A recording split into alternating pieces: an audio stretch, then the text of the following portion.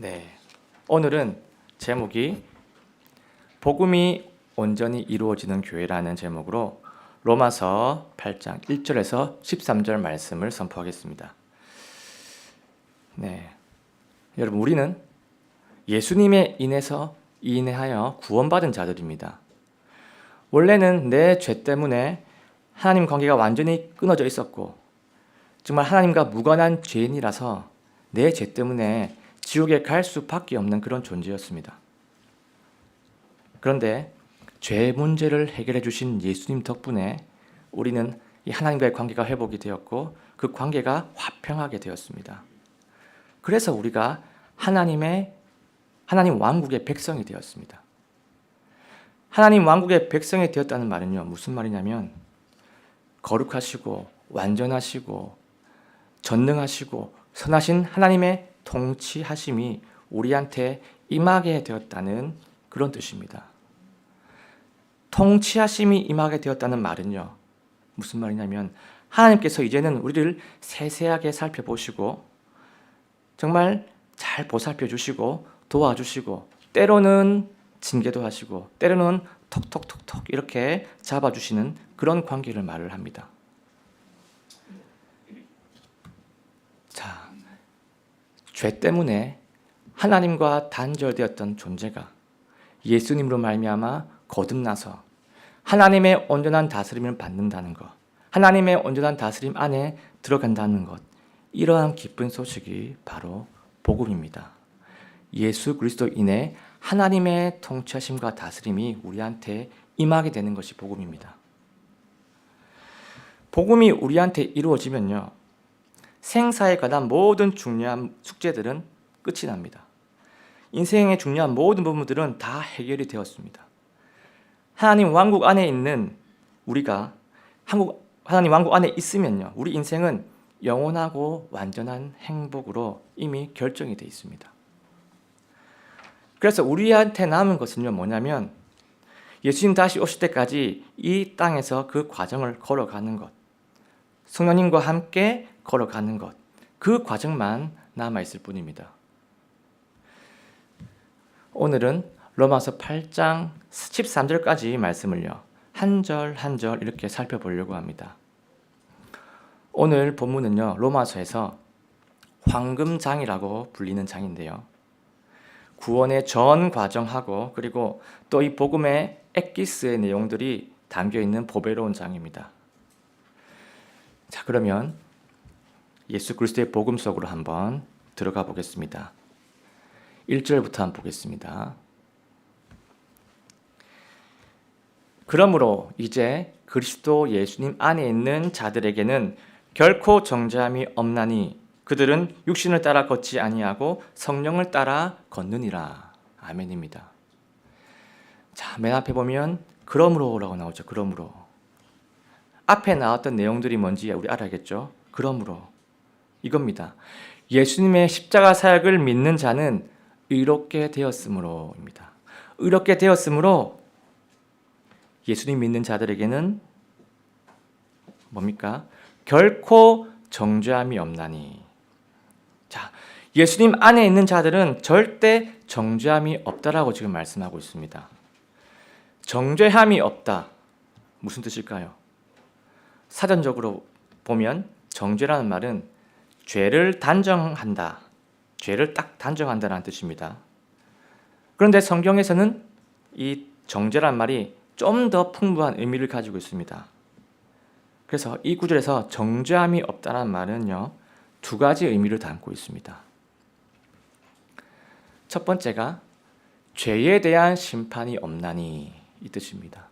정죄함이 없다는 말은 죄에 대한 심판이 없다, 지옥 형벌이 없다는 거죠.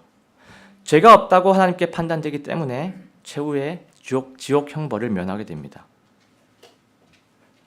그리고 두 번째입니다. 율법에 의한 징계가 없다라는 뜻입니다. 율법에 의한 징계가 없다. 율법이 뭡니까? 구약이죠. 구약이 뭡니까? 옛 상속 언약입니다. 여러분, 구원받은 자들은요, 더 이상 율법의 요구도 받지 않고 그래서 율법의 징계도 받지 않습니다. 왜냐하면요, 예수님께서 율법의 모든 요구를 다 완성하셨기 때문입니다. 예수님께서 자신의 피값으로 율법을 지키지 못할 그 사람의 죄책을 예수님께서 다 치르셨고요. 그분의 의로 율법의 요구를 다 채우셨습니다. 예수님이 다 채우셨습니다. 여러분, 율법은요, 오직 하나님만이, 예수님만이 만족시킬 수 있는 그 영역입니다. 자, 그 다음 보겠습니다. 그들은 육신을 따라 걷지 아니하고. 자, 이게 무슨 말입니까? 그들은 구원받은 자들은 육신에 따라 걷지 아니하고 죄의 본성에 따라 살지 아니하고입니다. 구원받은 자는 죄의 본성에 따라 살아가는 것이 아니고 성령을 따라 걷느니라. 구원받은 자들은 성령의 뜻을 따라, 말씀을 따라 살아간다라고 지금 말씀하고 있습니다.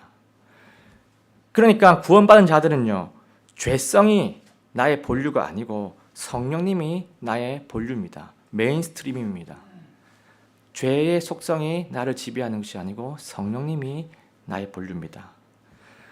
그래서 이 1절 전체가 말하는 것이 뭐냐면요, 예수님 덕분에 구원받은 자들은 죄의 심판과 율법의 징계 그 어느 것도 받지 아니하고 죄성이 아니고 성령의 뜻에 따라 살아간다라고 이렇게 말씀하고 있습니다. 그래서 이 1절의 이 말씀은요, 그리스도인은 성령의 뜻을 따라가는 사람들이다. 성령의 뜻을 따라가는 사람이 바로 그리스도인다라는 것을 1절에서 말씀하고 있습니다. 자, 이제 2절을 보겠습니다. 이는 그리스도 예수님 안에 있는 생명의 성령의 법이 죄와 사망의 법에서 나를 해방하였기 때문이라. 아멘입니다. 지금 뭐라고 합니까? 생명의 성령의 법이 나를 죄와 사망의 법에서 해방시켰다고 지금 말씀을 합니다. 여기서 생명의 성령의 법이 무엇을 말하는 걸까요? 생명의 성령의 법. 이건요, 성령님의 다스림, 말씀의 다스림을 의미하고 있습니다. 성령님이 다스리시고 있다. 성령님이 우리를 다스리신다. 말씀이 우리를 다스리신다. 이런 뜻입니다. 자, 그러면 죄와 사망의 법은 과연 무엇을 말할까요? 죄와 사망의 법. 이건요, 죄의 본성이 우리를 지배하는 것, 죄의 세력이 나를 지배하는 것, 이 상태가 바로 죄와 사망의 법입니다. 죄성이 나를 꽉 붙잡고 있다는 거죠. 그러니까 지금 2절 말씀이 무엇을 얘기하냐면요, 성령님께서 내가 죄성에 의해 딱 지배당하는 그것으로부터 나를 해방시켜줬기 때문에 구원받은 자들은 죄성이 아니고 죄성으로가 아니고 성령님의 뜻대로 살아갈 수 있다라는 겁니다. 우리의 본류는요, 성령님입니다. 우리의 본류는요, 내 속에 있는 죄성이 아니고 성령님의 뜻이고 하나님의 말씀이 우리의 본류입니다. 그래서 2절은 이걸 말하고 있습니다.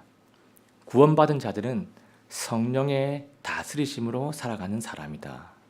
성령의 다스리심으로 살아가는 사람이 바로 그리스도인이라는 것을 오늘 2절이 말씀하고 있습니다. 우리가 이 진리를 꼭 기억하면서 살아갔으면 좋겠습니다. 3절의 말씀입니다. 율법이 육신으로 말미암아 연약하여 할 수 없는 것을 하나님께서는 하셨나니 곧 죄로 인해 자신의 아들을 죄 많은 육신의 모양으로 보내사 그 육신 안에 죄를 정죄하셨느니라. 아멘입니다. 자, 보시면 율법이 할 수 없는 거죠. 우리가 너무 연약하기 때문에 율법이 뭔가를 못합니다. 율법이 할 수 없는 것이 뭔가요? 율법이 절대로 못하는 것이 있습니다. 그게 뭐냐면요, 율법은 절대로 죄인을 구원할 수가 없습니다. 맞죠? 율법은 부족한 사람을 채워줄 수가 없기 때문입니다. 율법은요, 뭔가를 이렇게 해라, 이렇게 했으면 좋겠다, 이렇게 해야 된다, 이렇게 계속 이렇게 우리에게 요구는 할 수 있지만 누군가를 율법은 채워줄 수가 없습니다. 율법은 부족한 사람을 정죄는 할 수 있고 책망을 할 수 있고 이렇게 보챌 수는 있지만 부족한 사람을 구원할 수는 없습니다. 그래서 누가 하셨습니까? 하나님께서는 하셨나니라고 나옵니다. 율법이 못하니까 하나님이 하셨습니다. 어떤 방법으로 하십니까? 죄로 인해 자신의 아들을 죄 많은 육신의 모양으로 보내사 그 육신 안에 죄를 정죄하셨느니라. 이 방법으로 하나님께서 하셨습니다.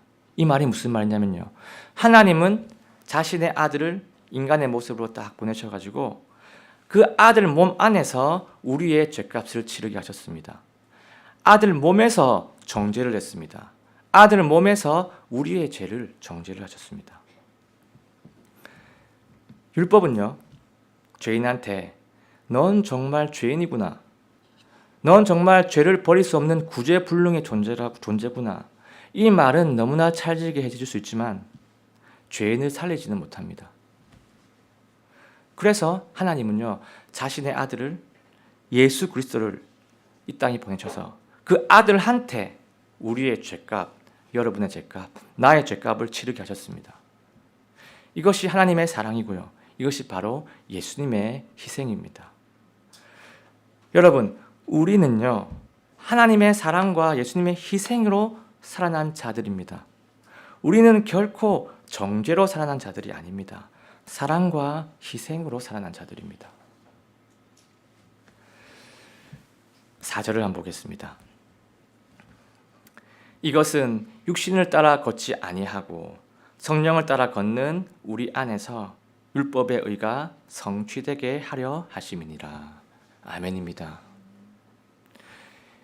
육신을 따라 걷지 아니하고, 무슨 말입니까? 육신에 따라 죄의 본성대로 살아가지 아니하고, 말씀을 쫓아 죄의 본성대로 살아가지 아니하고, 어떻게 합니까? 성령을 따라 걷는, 성령의 뜻대로 살아가는, 말씀을 쫓아 살아가는 우리 안에서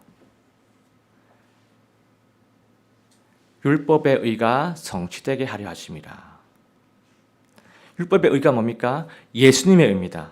예수님의 의가 이루어지게 하려 하심이다. 이 말씀입니다. 쉽게 말해서 이게 무슨 말입니까? 예수님의 피 흘려 죽으심으로 믿는 자의 죄값이 다 치러져 가지고 믿는 자에게는 예수님의 의가 이루어진다는 그런 복된 말씀입니다. 이것이 바로 복음의 핵심이에요. 예수 그리스도의 보혈의 대가로 죄의 심판을 받지 않고 예수님의 의로 우리가 의롭게 되었다, 의로움을 입었다라고 하는 것이 바로 복음입니다. 이것이 칭의입니다. 칭의, 구원입니다. 이 칭의가요, 복음이 이루어지는 첫 번째 과정입니다.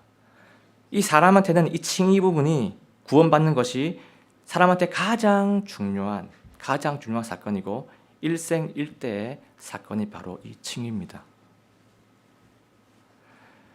자, 그 다음 5절입니다. 육신을 따르는 자들은 육신의 일들을 생각하되 성령을 따르는 자들은 성령의 일들을 생각하나니. 아멘입니다. 자, 이 구절에 보면 육신을 따르는 자들은 나오죠. 자, 어떤 사람들입니까? 육신을 따르는 자들은 죄의 본성대로 그대로 살아가는 자들입니다. 죄의 본성대로 그대로 살아가는 사람들은 육신의 일들을 생각하되, 죄를 짓는 것들을 생각하되, 죄가 즐겁기 때문에 죄를 짓는 것을 생각을 합니다. 자, 그러면 성령을 따르는 자들은 누구를 얘기합니까? 성령의 뜻대로 순종하는 자들, 말씀을 쫓는 자들입니다. 그러한 사람들은 성령의 일들을 생각하나니, 성령의 뜻을 이루려고 하는 그것을 생각하나니, 말씀을 실천하는 것을 생각하나니, 이 뜻입니다. 6절입니다. 육신적으로 생각하는 것은 사망이요 영적으로 생각하는 것은 생명과 화평이니라. 육신적으로 생각하는 것, 무슨 생각입니까? 죄를 추구하는 생각입니다. 죄를 추구하는 생각은 사망이요. 여기 사망이 무엇입니까? 육신적인 죽음을 말하는 것도 아니고 지옥 형벌을 말하는 것도 아닙니다. 여기서 사망은요, 하나님과의 관계가 그 순간 단절되는 것입니다. 그 죄를 생각하는 순간, 죄를 짓는 순간 하나님과의 관계가 단절되는 상태, 그것을 말합니다. 그러니까 죄를 추구하는 생각을 하면 그 생각은 하나님과의 관계를 단절시킨다는 뜻이죠. 죄는요, 우리 하나님과의 관계에서 아주 치명적인 것입니다. 이것은 구원을 받은 사람이든 안 받은 사람이든 이 죄는요, 하나님 관계를 멀어지게 만듭니다. 하나님의 관계가 멀어지는 것은 우리 인간한테 사망과도 같은 그런 상태입니다. 죄의 부분에서 우리가 민감하게 반응할 필요가 있습니다. 자, 그 다음입니다. 영적으로 생각하는 것은 이게 무슨 말입니까? 성령의 뜻에 따르는 생각, 말씀을 따르는 생각입니다. 말씀을 따르는 생각은 생명과 하나님과의 관계가 살아나고 하나님과의 관계가 화평하게 되니라. 말씀을 따르는 생각, 성령의 뜻에 따르는 생각은 하나님과의 관계를 살리고 또 그 관계가 화평하게 된다라고 지금 말씀하고 있습니다. 나를 살리고 하나님과의 관계를 살리는 방법은요, 다른 복잡한 여러 가지 것들이 있는 것이 아니고 성령의 뜻을 따르는 것, 성령의 말씀을 따르는 것, 성령님의 다스림에 순종하는 것. 더 쉬운 말로 하면 말씀 순종입니다. 말씀 순종이 우리를 살린다는 것을 오늘 본문이 말씀하고 있습니다. 말씀에 순종하는 것이 우리를 영적으로 살립니다. 자, 이제 7절입니다. 육신적인 생각은 하나님의 법에 복종하지 아니하며 참으로 복종할 수도 없으므로 하나님과 원수가 되는 것이니라. 자, 육신적인 생각은 어떤 생각입니까? 죄의 본성에 부합하는 생각, 죄에 대한 생각이죠. 죄의 본성에 부합하는 생각은 하나님의 법에 복종하지 않습니다. 결코 복종하지 않습니다. 이건 당연한 겁니다. 이거는 죄의 정의가 뭡니까? 죄의 정의. 죄라는 것은 하나님의 뜻에 반하는 것, 하나님의 뜻에 어긋나는 것이 죄의 정의죠. 그러니까 죄의 본성에 부합하는 생각은 당연히 하나님의 법에 복종하지 않습니다. 우리가 하나님의 법에 복종을 하지 않으면요, 우리는 하나님의 원수가 됩니다. 하나님의 원수가 된다. 이 말이 무슨 뜻일까요? 하나님의 원수가 된다. 두 가지 의미가 있습니다. 첫 번째는 하나님과의 관계가 단절된답니다. 죄가 있으면 그 순간만은 하나님과의 관계가 단절이 됩니다. 이것이 첫 번째 의미고요. 두 번째 의미는 하나님의 분노를 일으킨다는 겁니다.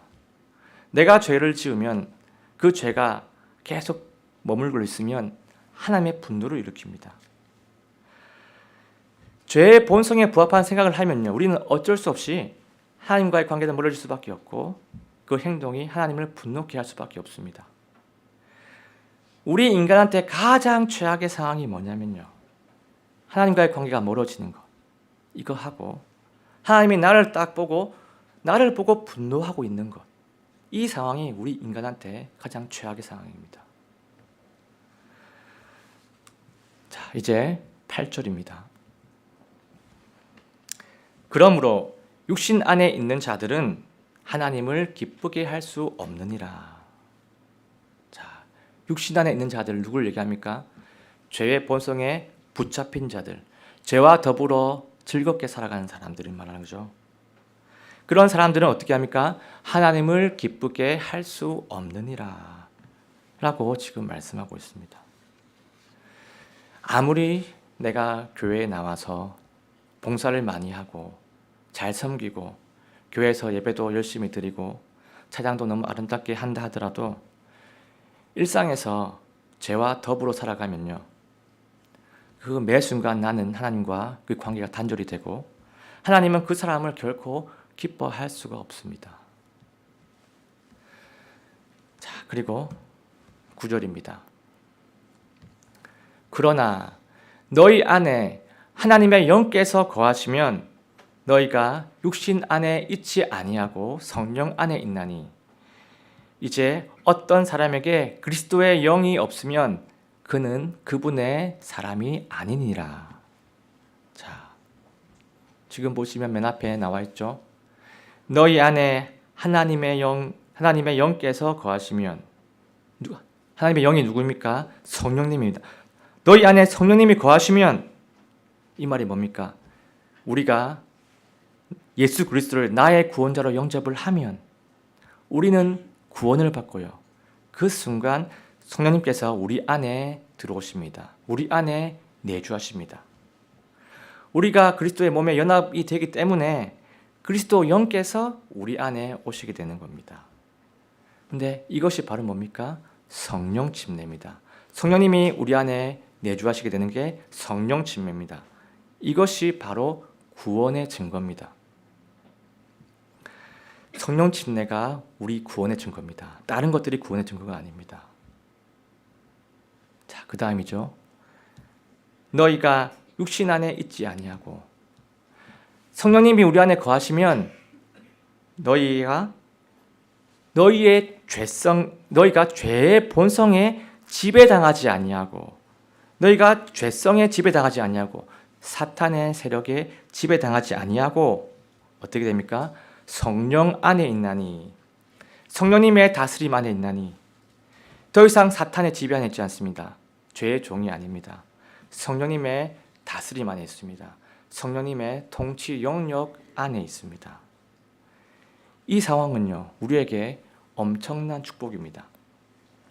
이 성령님의 다스림 안에 있다는 것은요, 신앙생활에서 직접적인 영향을 줄 수 있는 가장 중요한 부분입니다.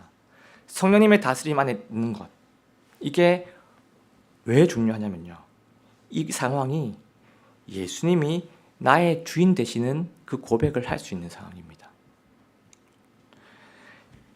예수님이 나의 주인 되심을 고백할 수 있는 것은요, 내 의로 되는 것이 아니고, 내 결심으로 되는 것이 아니고, 내가 하는 것이 아니고요, 성령님이 내 안에 오셔서 내가 성령님의 다스림 안에 들어가 있을 때, 그때 나는 예수는 나의 주님이십니다, 예수님이 나의 주인 되십니다 라는 것을 고백할 수 있습니다. 이것이 오늘의 포인트입니다. 성령님으로 말미암아 예수님이 나의 주인 되시는 겁니다. 왜냐고요? 성령님이 그리스도의 영이시죠. 그리스도 영이 나를 그렇게 하도록 다스리시기 때문에 내가 예수님을 나의 주님으로 고백을 할 수 있는 겁니다. 그래서 고린도전서 12장 3절 말씀, 이 말씀을 한번 다 같이 읽어봤으면 좋겠습니다. 시작. 그러므로 내가 너희에게 이것을 주어 깨닫게 하노라. 성령님으로 말미암지 않고서는 아무도 예수님을 주라고 말할 수 없느니라. 아멘입니다. 여러분, 이 말씀을 보면 알 수가 있습니다. 주제권 구원론, 틀린 겁니다. 주제권 구원론이 아니고요, 성령 침례로 인해서 성령님으로 주제권 믿음 생활을 할 수 있는 겁니다. 성령님이 내 안에 오셔야지 내가 예수님을 나의 주님으로 인정하고 성령님의 다스림 안에서 예수님을 주님으로 모시고 살아갈 수 있는 겁니다. 성령은요, 분명히 말씀을 하는데 성령님의 다스림 안에 들어가는 것이 성화의 시작이고 성화의 전제이고 구원을 일하여 드러내는 삶의 키포인트라고 말씀합니다. 그것이 핵심입니다. 여러분, 구원을 받으면요, 절대로 변화가 없을 수 없습니다. 성령님의 다스림 안에 있는데 변화가 제로일 수는 없습니다. 시간이 지나고 세월이 흘렀는데 변화가 0인 것은요, 내가 성령님 안에 있지 않는다는 뜻이고요, 그것은 절대 구원받은 사람의 모습이 아닙니다. 그래서 내 안에 와 계신 그리스도의 영, 성령님의 다스림, 성령님의 인도하심에 우리가 모두 아멘 하면서 살아갔으면 좋겠습니다. 10절입니다. 또 그리스도께서 너희 안에 계시면 몸은 죄로 인해 죽었으나 성령은 의로 인해 생명이 되시느니라. 아멘입니다. 자, 앞에 그리스도께서 너희 안에 계시면 같은 말이 뭡니까? 그리스도 영께서 너희 안에 계시면과 같습니다. 그리스도에게는요, 그리스도의 영이 있으십니다. 그리스도가 우리 안에 있다는 것은요, 그리스도의 영이 우리 안에 있다는 말과 똑같습니다. 그래서 성령님께서 너희 안에 계시면 자, 뭡니까? 몸은 죄로 인해 바꿔주십시오. 몸은 죄로 인해 죽었으나 자, 몸이 죄로 인해 죽었다고 말합니다. 이건 무슨 말입니까? 우리 육체가 죽게 된다는 거죠. 우리 육체는요, 누구나 예외 없이 죄 때문에 죽게 되어 있습니다. 아담이 범죄한 이후에는 모든 육체는 예외 없이 죽게 되어 있습니다. 특별한 케이스 빼고 에녹이나 엘리야 대언자 빼고는 그냥 죽게 되어 있습니다. 하지만 성령은 의로 인해 생명이 되시느니라. 성령은 의로 인해, 의가 뭡니까? 예수 그리스도의 의로 인해 우리에게 생명을 주신다라는 말씀입니다. 성령은 예수 그리스도의 의로 인해서 우리에게 영생을 주신다, 생명을 주신다, 우리를 거듭나게 하신다라는 이런 말씀입니다. 그래서 10절 말씀은요, 그리스도의 영은 그리스도의 의로 인해서 우리를 거듭나게 하시는 하나님의 영이시다라는 것을 말씀하고 있습니다. 성령님은 그리스도의 의로 인해서 우리를 거듭나게 하시는 하나님의 영이십니다. 우리가 이 진리를 꼭 믿으시고 이렇게 믿고 살아갔으면 좋겠습니다. 자, 이제 11절입니다.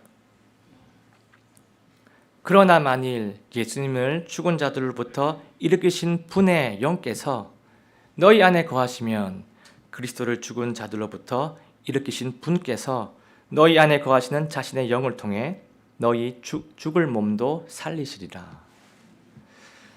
자, 처음에 뭐가 나오죠? 예수님을 죽은 자들로부터 일으키신 분. 누가 예수님을 일으켰습니까? 하나님입니다. 하나님의 영께서 누구죠? 성령님께서. 성령님께서 너희 안에 거하시면 그리스도를 죽은 자들로부터 일으키신 분께서 하나님이죠. 하나님께서 너희 안에 거하시는 자신의 영을 통해 너희 안에 거하시는 성령님을 통해 너희의 죽을 몸도 살리시리라. 성령님께서 너희의 죽을 몸을 살리실 거라고 말씀합니다. 성령님께서 너희의 죽을 몸을 살리실 거란 이 말은 무슨 뜻일까요?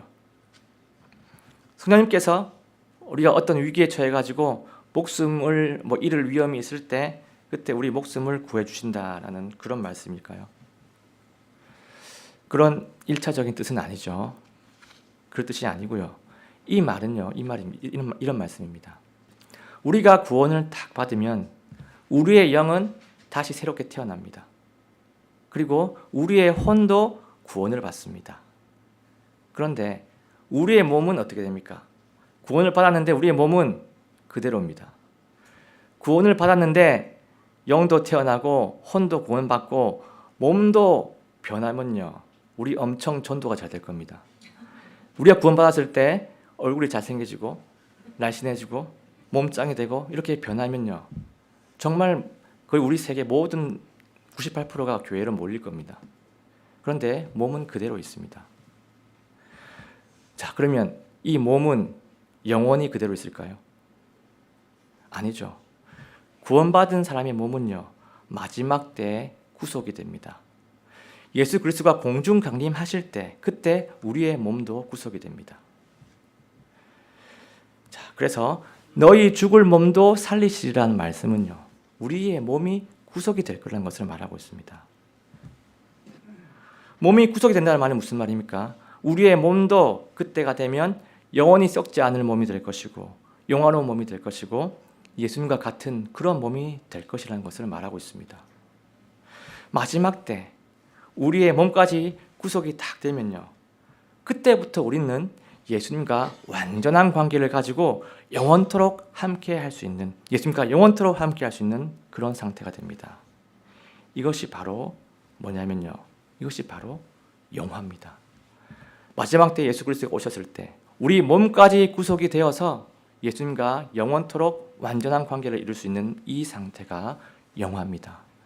복음이 이루어지는 마지막 과정입니다. 자, 그리고 이제 12절, 13절을 보겠습니다. 그러므로 형제들아, 우리가 빚진 자들이지만 육신을 따라 살도록 육신에게 빚지지 아니하였으나 너희가 육신을 따라 살면 죽을 것이나 성령을 통해 몸의 행실을 죽이면 살리라. 자, 지금 보면 드디어 결론이 지금 나오고 있습니다. 그러므로 우리가 빚진 자들이지만, 자, 빚진 자들이라고 지금 말씀하고 있습니다. 우리가 무엇에 빚진 자들이죠? 예수님께 엄청 빚어진 사람들입니다. 우리는요, 예수님의 피와 죽음의 대가로 새로운 생명, 영원한 생명을 얻은 우리는 빚진 자들입니다. 예수님의 피와 죽으심이 우리의 인생 자체를 완전히 이렇게 바꾸어 놓았습니다. 자, 구체적으로 얘기해 보겠습니다. 예수님의 피와 그 죽으심으로 우리는 정죄에서 해방이 되었고요. 정죄에서 해방이 되었기 때문에 우리가 불호수에서 벗어났습니다. 그리고 예수님의 의를 입었기 때문에 의롭게 되었고요. 그래서 우리는 천국이 보장이 되고 하나님 왕국의 백성이 되었습니다. 그리고 성령님의 다스림 안으로 들어가게 됐습니다. 성령님의 다스림 안으로 들어갔기 때문에 우리는 죄의 지배에서 해방이 되었습니다. 이러한 모든 놀라운 것들의 은혜는요, 예수님의 피값과 목숨값입니다. 우리는 그것에 빚진 성도들입니다. 자, 그러면 그 다음 보겠습니다. 육신을 따라 살도록 육신에게 빚지지 아니하였느니라. 우리가 지금 예수님한테 빚어진 것은요, 육신에 따라 살아가라고 빚진 것이 아니죠. 새로운 생명을 딱 얻어서 구원은 보장하고 이 땅에서는 죄를 지으면서 죄를 즐기며 살라고 우리가 예수님께 빚진 것이 아닙니다. 구원은 보장받고 이 땅은 죄를 즐기고 기뻐하라고 우리가 예수님께 빚진 게 아니고요. 우리가 빚진 것은요, 우리가 하나님의 백성으로 살아가라고, 우리가 하나님의 백성답게 살아가라고 예수님께 우리가 큰 빚을 진 사람들입니다. 자, 그래서 이렇게 말씀하죠. 너희가 육신을 따라 살면 죽을 것이나 성령을 통해 몸의 행실을 죽이면 살리라 라고 말씀합니다. 자, 예수님께 빚어짐에도 불구하고 그래도 우리가 똑같이 이 땅에서 죄에 벗삼아 살면, 죄를 즐기며 살면 죽을 것이다 라고 오늘 본문이 말씀합니다. 죽는다고 하십니다. 죽을 것이다. 여기서 죽는다는 말은 무슨 뜻일까요? 우리의 구원이 취소가 된다는 뜻일까요? 아니면 또다시 하나님과의 관계가 완전히 분리된다는 말씀일까요? 아닙니다. 그 뜻이 아니죠. 이미 예수 그리스도의 피 흘려 죽으심이라는 너무나 세상에서 가장 큰 값을 지불했기 때문에 우리의 구원은요, 바뀔 수 없습니다. 세상에서 가장 큰 값을 치렀기 때문에 구원은 취소할 수 없습니다.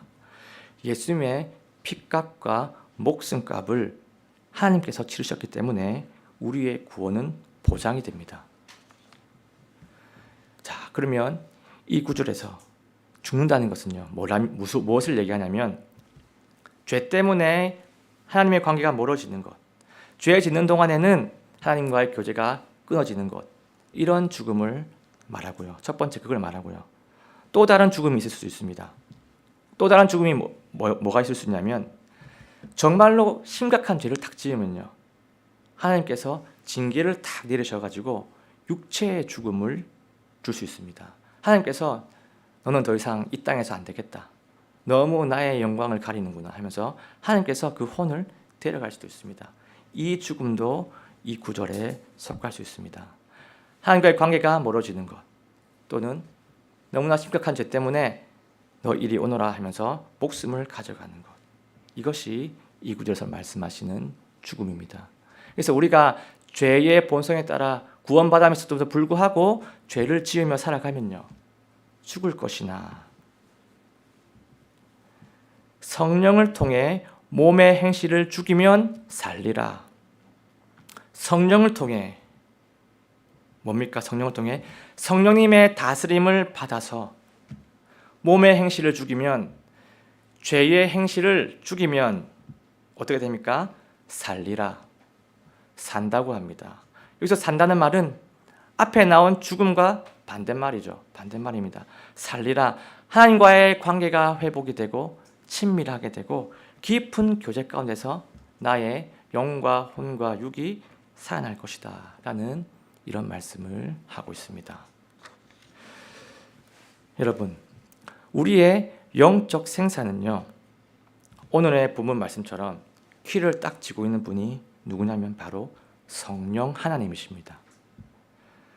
내가 육신을 따라서 계속 살아가면, 계속 따라가서 정말 영적으로 죽어 있는 상태가 될 것인지, 아니면 성령님의 다스림을 받아서 영적으로 살아있는 성도가 될 것인지, 이것이 갈리게 됩니다. 성령님의 다스림은요, 말씀의 다스림이고, 성령님의 충만한 다스림은 우리가 흔히 말하는 성령 충만, 말씀 충만입니다. 여러분, 성령 충만한 삶은요, 우리가 반드시 걸어가야 하는 성화의 삶과 직접적으로 연결이 됩니다. 성령의 다스림 안에 있는 자만이, 그 성령의 다스림 안에 있는 자만이 우리의 그 죄의 본성을 죽일 수가 있고요, 그 대신 또 의의 종이 될 수가 있고, 성령님의 다스림 안에 있는 자만이 예수님을 닮아갈 수 있고 그리스도의 향기를 뿜어내는 참된 그리스도인이 될 수가 있습니다. 우리가 성령님의 그 다스림 안에 순종하면서 살아가기를 원합니다. 오늘은 로마서의 황금장이라고 불리는 8장의 앞부분을 살펴봤습니다. 정말 그 말씀 한 구절 한 구절이 주옥 같은 장입니다. 주옥 같은 절입니다. 복음이 온전하게 이루어지는 것이 무엇인지 그 하나하나의 그 과정을 잘 보여주고 있습니다. 우리가 일상에서 매 순간순간 살아갈 때 정말 우리가 육신에 따라 걷고 있는지 아니면 성령을 따라 걷고 있는지 생각하면서 살아가기를 원합니다. 여러분, 우리 홈페이지에 나와 있는 우리 교회의 비전이 뭐냐면요, 바로 이겁니다. 복음이 온전하게 이루어지는 교회입니다. 오늘 본문의 내용 전체가 바로 이 복음이 온전하게 이루어지는 그 내용입니다. 그래서 우리가 예수님을 믿고 예수님의 의를 딱 입어가지고 여기에 있는 모든 성도님들께서 구원을 받고 칭의입니다. 칭의. 그리고 그 이후로 우리 안에 와 계신 성령님, 그리스도의 영에 순종함으로써 성화를 이루고, 그리고 다시 오실 그 예수님을 사모하고 다시 오실 예수님을 만났을 때 우리가 영화를 모두가 여기 계신 모든 사람들이 영화를 이루는 그런 교회가 되기를, 그런 예수 그리스도의 복음의 교회가 되기를 예수님의 이름으로 간절하게 소원합니다.